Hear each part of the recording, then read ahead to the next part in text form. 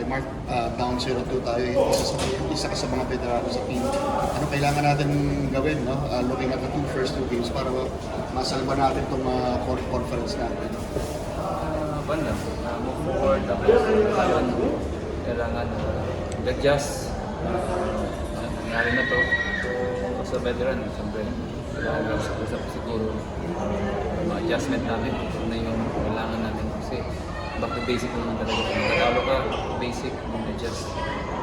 Nung fourth quarter nakalamang pa kayo pero biglang bibitaw uli kayo sa laro. What happened there sa Siguro may lapses lang talaga nangyari.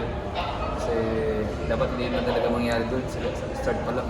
Hindi na kami talaga sa ganun. Kung maganda yung... Kasi ang dami ng offensive rebound. Yan yung laro ngayon, offensive rebound. So, paano sila nabuhayan second chance points. We were given yung format, medyo alarming ba na 0-2 yung start? Sobra. Medyo tough yung grupo. Oo, kasi nga, di ba, top 4, tapos, ito mga ganitong team, kasi hindi na ito Blackwater eh, iba ng Blackwater ito, ibang level sila ngayon eh. So, iba yung Phoenix ngayon, parang, hindi na rin sila masabi mo na mahinang team eh. So, nag-improve na talaga sila eh, nag-improve na yung mga player nila.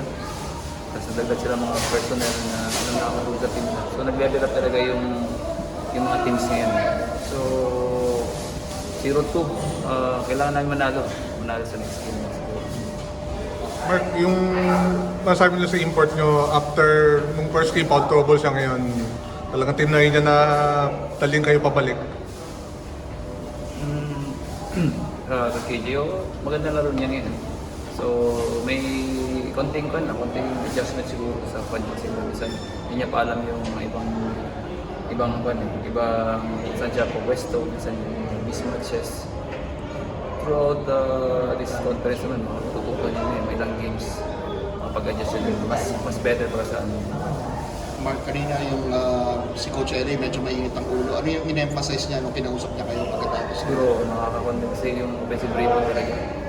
So mga lapses namin sa depensa rin, kaya nang instant din kami nabaharap. Tsaka yung offensa namin, parang walang flow. So yun nangyari sa amin. So parang ang dami naming mga pwede nang i-shoot namin, kasi minsan nakatag-over pa namin.